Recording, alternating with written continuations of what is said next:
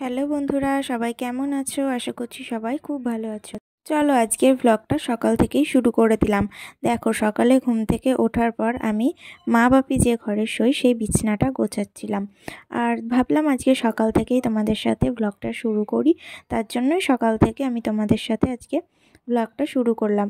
দেখো, এখানে আমি তোমাদের সাথে কথা বলতে বলতে কিন্তু অনেকটাই বিছানাটা গুছিয়ে ফেলেছি।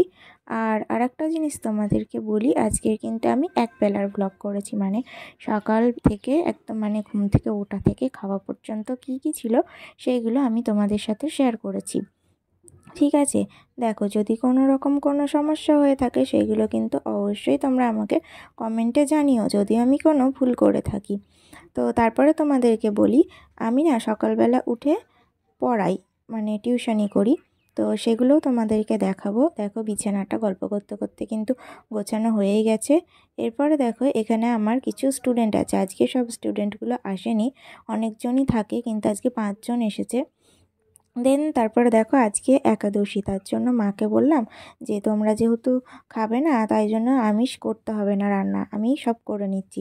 তাই সকালে ভাতটা বসিয়ে দিয়ে এই যে দেখো আলুগুলো মানে কাটছিলাম, আলু ভাজা করব, ডাল আর মাছের ঝাল করব বলে। আর বাঙালি মানেই তো মাছে পাগল, তাই না? তো সেই জন্যই আমি বলেছিলাম মাছ নিতে। সকালে মাছ নিয়েছিল মা। আর এই যে দেখো, এখানে আমি সব রেডি করে কেটে রাখছি। আর সেই টাইমটায় না আমি ভাত হবে বলে হাঁড়িটা চাপিয়েছিলাম, চাল দিয়ে রেখে দিয়ে তারপরে ভাতটা করতে দিয়েছিলাম।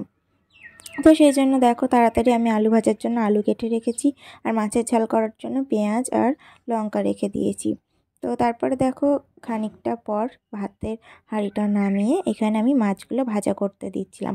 আমি কিন্তু সব কিছু ভালো মতো পারি না, তাই যদি কোনো ভুল হয়ে থাকে অবশ্যই তার জন্য সরি। আর তোমরা অবশ্যই কমেন্টে কিন্তু আমাকে জানিও।